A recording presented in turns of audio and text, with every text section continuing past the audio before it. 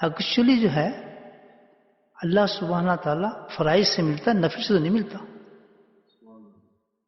نقطہ سمجھے؟ اللہ جو ملتا ہے فرائض سے ملتا ہے، نفل سے نہیں ملے گا. نفل جو کام کرتا ہے وہ کیا کہ جو اللہ ملتا ہے فرائض کے ذریعے انسان کو جو قرب ملتا ہے اس کو مزید بڑھا سکتا ہے نفل، کیونکہ ملے گا اللہ فرائض سے، یاد رکھے.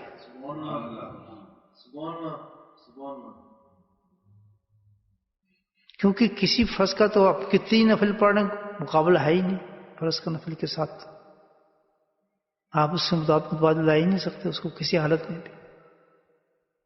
کتنی کر لیں آپ نفل ادا، لیکن ایک فرض نہیں ہو سکتا اس سے. فرض ہے. تو رب ملتا جو ہے وہ فرض سے ہی ملتا ہے.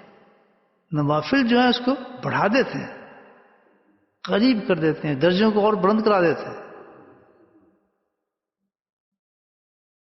کمی بیشی دور ہو جاتی ہے انسان کی اس میں نوافل سے. لیکن اگر نفل نہ بھی پڑے تو فرض بہت ہے الحمدللہ. جانے فرض کافی ہے. ہم یہ سمجھتے ہیں کہ فرض سے نہیں ملے گا نفل سے ملے گا، پھر ہم نفل میں بہت زیادہ زور دیتے ہیں، کثرت سے زور دیتے ہیں نفل پر، کیونکہ ہمیں فرض پہ اعتماد کم ہے.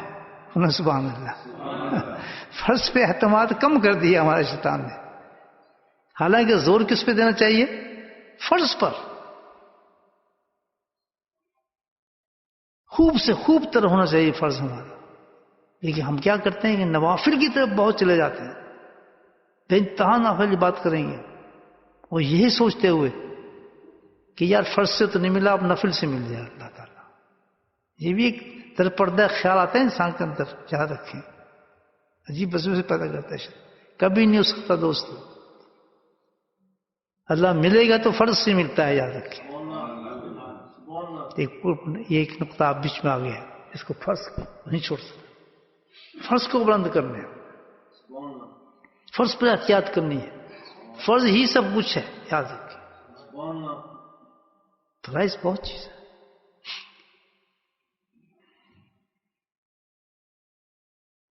تو اس کے باوجود بھی رب نہیں ملتا، فرض کے بعد بھی نہیں ملتا.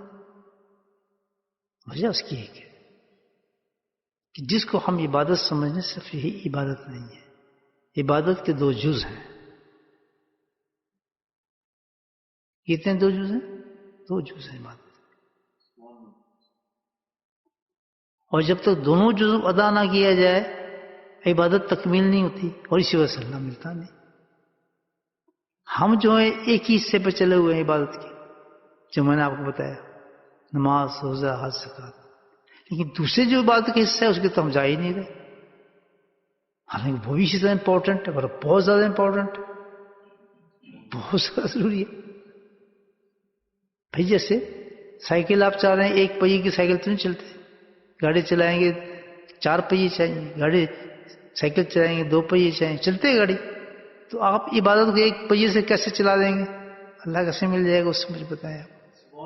عبادت تو ہماری قبول ہی، وہ تکمیل پہ نہیں جا رہی، مکمل ہی نہیں ہو رہی عبادت. جیسے یہ عبادت ہے نماز، روزہ، حج رکھنا ہے، تو دوسرا حصہ جو عبادت کیا ہے وہ بھی ایسے اہم ہے. وہ کیا ہے بتایا؟ پتا تو ہوگا، لیکن اہمیت کس درجے کی ہے میں نہیں جانتا. جہاں تک میں سمجھتا ہوں اس کی اہمیت نہیں ہے. وہ کیا ہے؟ ترک معاصی، گناہوں کا ترک کرنا. یہ عبادت ہے. عبادت کا دوسرا حصہ ہے. یہ 2 حصے ہیں عبادت کے. جیسے ہی نماز، روزہ، حج، زکات ہے، اسی طریقے سے یہ دوسرے حصہ عبادت کا ہے. وہ کیا ہے؟ گناہوں کو ترک کرنا، گناہوں کو چھوڑنا. بات سمجھ آئی؟ ہم اس طرف تو بہت زور دیتے ہیں، دینا چاہیے الحمدللہ. فرض جس طرح وہ فرض ہے یہ بھی فرض ہے, ترک معاصی بھی فرض ہے بھائیو. نماز پڑھتے رہے ہم, زکات دیتے ہیں, وہ تو اتنا ہم نے کیا ہے, اتنا زیادہ کیا ہے ہم نے اس کو, تو میں نے بتایا نا صاحب. کہ نماز تو 5 ہیں, بہت ہیں, کافی ہیں الحمدللہ, کرنے والے ہم بنے. لیکن اس پہ ہم اتنا آگے بڑھ جاتے ہیں کہ تہجد گزار اور پتہ نوافل اور شاق اور تہجد گزار بندہ ہو جاتا ہے, تہجد پہ اٹھتے ہے نا. حج تو ایک ہی فرض ہے, لیکن ہر آدمی کے ساتھ الحاج لگ جاتا ہے, اتنے حج بڑھا لیے. لیکن ادھر جب اللہ تعالیٰ کہتا ہے کہ ترک معاصی کرو, گناہوں کو چھوڑو, یہاں کچھ بھی زور نہیں لگتا آدمی, یہاں پتہ کوئی نہیں. رب کہاں سے مل جائے گا میرے بھائی؟ کیسا چکر دیا شیطان نے کہ ایک حصے پہ بالکل عبادت کے حصہ ہاتھ رکھ دیا اس نے, اور دوسرے حصے پہ ہمیں لگا دیا. بالکل وہ صحیح کر رہے ہیں جو کچھ کر رہے ہیں, لیکن ایک ویل سے تو گاڑی چلتی ہی نہیں ہے, چلے گی کیسے؟ جو ایک ویل سے چلے گی کبھی گرے گی, کھڈے میں جائے گی, کبھی ادھر جائے گی, کسی کو ٹکر مارے گی, کوئی ویل تو چل ہی نہیں رہا اس کا. اس عبادت کے ساتھ ہم اللہ کو تلاش کرتے ہیں, اللہ کے عرفان کو, قرب کو, ملتے ہی نہیں. خالی وجہ یہی ہے. وَجَاهَدُوا فِينَا, جو اللہ تعالیٰ نے فرمایا قرآن میں, بزرگان دین یہی کہتے ہیں کہ مجاہدہ یہ نہیں ہے کہ نماز پڑھنے کا مجاہدہ بتایا. اصل مجاہدہ یہ ہے ترک معاصی, اصل مجاہدہ یہ انسان. تو سب سے بڑا مجاہدہ میرے دوستو کیا ہے؟ ترک معاصی, گناہوں کو چھوڑ. اگر اس کا فکر پیدا ہو گیا آپ کے اندر, الحمدللہ سمجھو منزل قریب آ گئی ہے. اگر اس کا احساس نہیں ہوتا کہ گناہ کوئی چیز نہیں ہے, ساری زندگی کے برباد ہو جائے گا انسان, اپنی زندگی اس نے برباد کر لی. بہت دھوکے میں رہا عبادات کے ساتھ, بہت بڑے دھوکے میں رہا. شیطان اپنا کام کر گیا.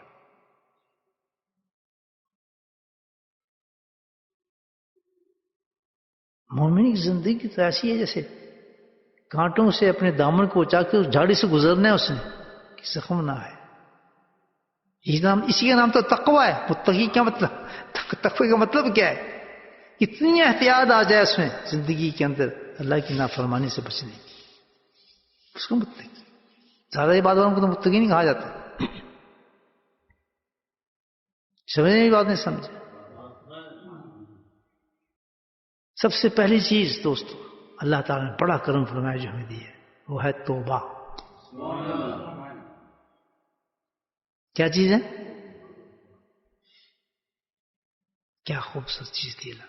پورا معاشرہ پوری حفاظت کا اللہ تعالیٰ نے ہمیں کام دیا ہے نا, بہت بہترین طریقے سے کام ادا کرنے کے ہمیں دیا, اگر ہم کریں صحیح طریقے سے چلیں. کیا چیز ہے؟ ہمارے توبہ کی قیمت ہے تو گناہ ہی کچھ نہیں, توبہ کیا ہوگی ہمارے ہوتی, توبہ کیا پتہ. اللہ کے نبی 100 دفعہ بیٹھ کے توبہ کرتے تھے ایک جگہ پر. یہ تعلیم دی گئی ہے ہمیں. اللہ کے نبی کو توبہ کی کیا ضرورت تھی, ان کے درجے ویسے بلند ہوتے رہتے. کیسی تعلیم دی امت کو.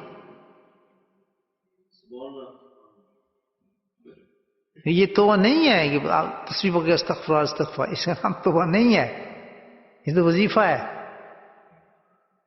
یہ وظیفہ ہے. اس سے توبہ نہیں ہوتی ہے, گناہ نہیں ختم ہوگا, اسی گناہ ختم نہیں ہوگا, اس سے وظیفہ ہو جائے گا آپ کو. اس سے ایک وظیفہ ہے سبحان اللہ الحمدللہ استغفر اللہ استغفر اللہ. توبہ کیا ہے؟ توبہ کے لیے چند چیزیں چاہیے ہوتی ہیں. سب سے پہلے نیت چاہیے کہ میں گناہ چھوڑنا چاہتا ہوں. ایک گناہ کیا, میرے سامنے وہ گناہ ہے, میں نیت کر رہا ہوں میں اس گناہ کو چھوڑنا چاہتا ہوں, ترک گناہ. پھر دوسری چیز مصمم ارادہ کہ آئندہ بھی اس گناہ کو نہیں کروں گا. تیسری چیز کہ میں لمبا کام نہیں جانا, زندگی رہنا رہے, امیجیٹلی میں اس گناہ کو ختم کرتا ہوں. جب یہ 3 چیزیں ملتی ہیں تو اس کو جا کے توبہ نصوح بنتی ہے انسان کی.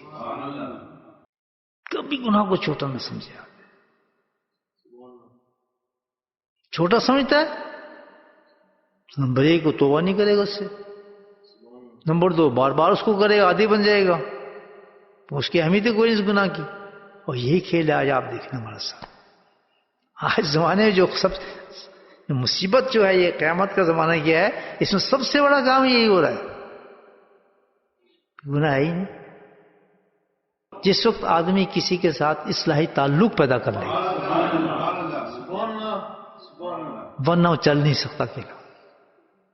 اکیلا کبھی انسان کی اصلاح ہو ہی نہیں سکتی. اگر ہوتی تو اللہ سبحانہ تعالیٰ قرآن میں اعلان نہ فرماتے کونوا مع صادقین. یہ صحیح جب انسان ہوتا ہے تو کسی انسان کی صحبت سے ہوتا ہے.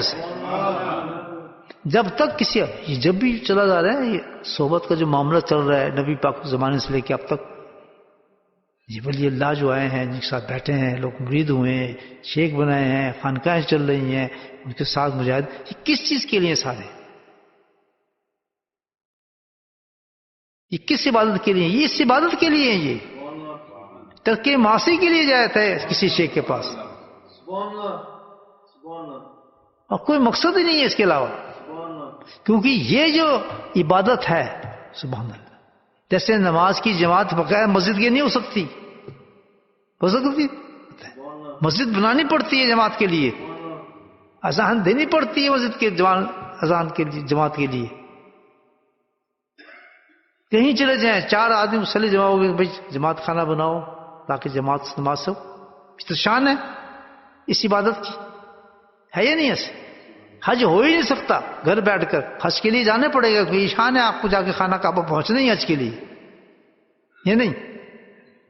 اسی طرح حج جو عبادت دی اللہ تعالیٰ نے کنڈیشن. تو ترک معاصی کے لیے کنڈیشن ہے کہ اصلاح کے لیے آپ کو کسی کے پاس جانا ہی پڑے گا. تو سب سے پہلے جائیں کسی اللہ والے کے پاس جائے انسان. اور جائے کسی لیے؟ نہ بزرگ بننے کے لیے نہ جائے، نہ کوئی معرفت حاصل کرنے کے لیے، نہ کوئی موضوعات حاصل کرنے کے لیے، نہ دنیا حاصل کرنے کے لیے. کس لیے جائے؟ کہ جی ہم تو اپنے آپ کو دوزخ سے بچانے کے لیے آئے، ہماری اصلاح فرما دیں بس.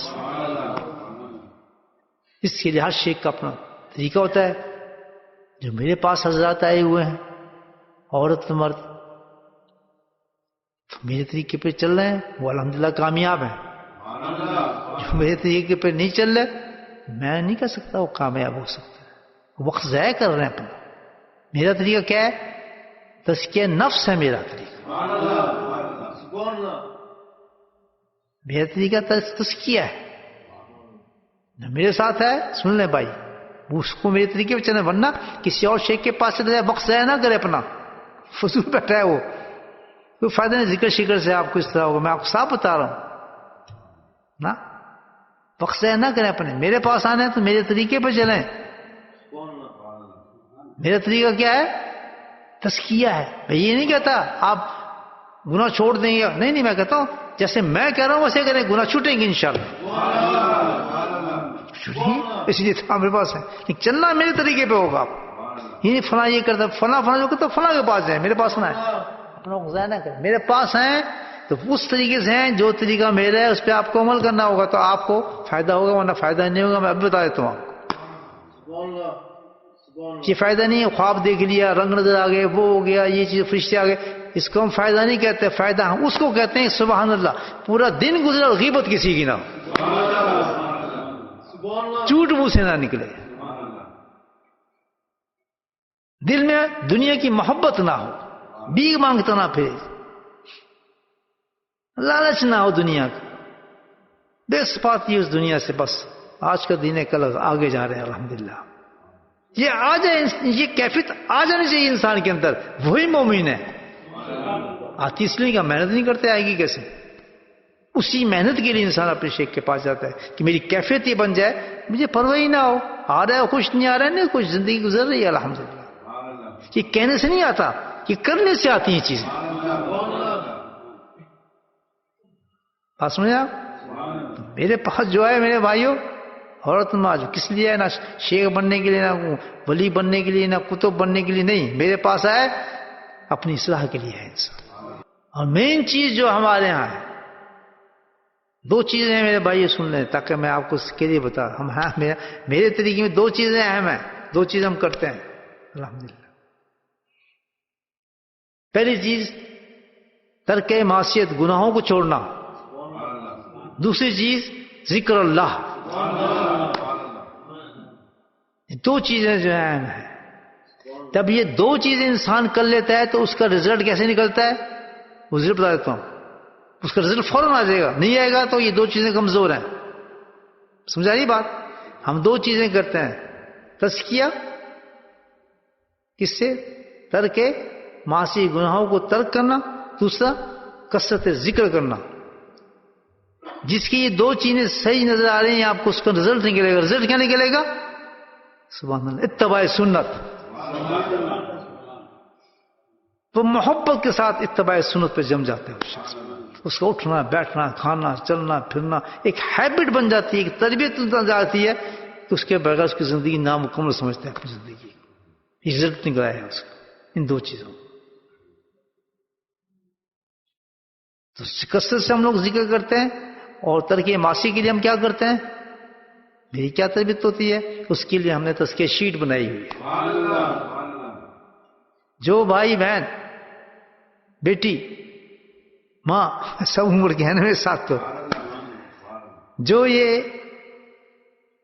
میرے ساتھ لگے ہوئے ہیں, اگر آپ ان دو چیزوں کو کر رہے ہیں تو میرے ساتھ رہیں, ورنہ بہتر ہے آپ کہیں اور چلے جائیں. نمبر ایک, کثرت ذکر. جو ذکر بتایا جائے اس کو کثرت ذکر. جو شیخ ذکر دے اس کو کثرت ذکر کہتے ہیں. یعنی 10 تصویر اس نے اپنے مرید کو دے دیں کہ صبح 10 تصویر کرنی ہے, یہ اس کے لیے کثرت ذکر ہے. کسی کو 5 تصویر دے دیں, کسی کو 4 تصویر دے دیں, اس کے لیے کثرت ذکر ہے. وہ اس پر ہے شیخ بھائی کو دیکھ کر اپنے اس کو اس کی حیثیت کے مطابق اس کو دیتا ہے. وہ مجھے مجاہدے کے لیے کہ اس کے لیے کیا چیز مجاہدہ دے گی, وہ تو پھر شیخ جانتا ہے نا. یہ سمجھ بات. دوسری چیز ہمارے یہاں ترک معاصی کے لیے ہے تزکیہ شیٹ ہے الحمدللہ. جو یہ حضرات دونوں کام کر رہے ہیں مبارک ان کے لیے, سایہ مشکورہ, انشاءاللہ جنت کھلی ہے ان کے لیے.